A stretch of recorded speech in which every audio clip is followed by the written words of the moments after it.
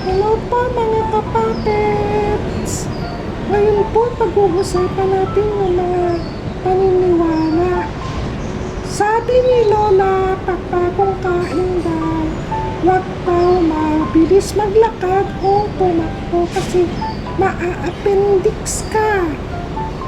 Naniniwala po ba kayo dito?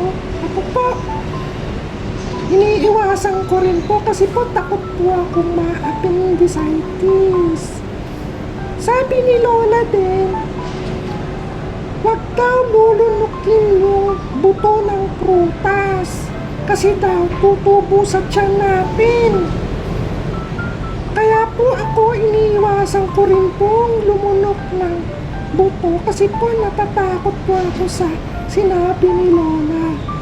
Pero may kakilala po ako, sabi niya, nalulunok daw niya po yung buto ng santol.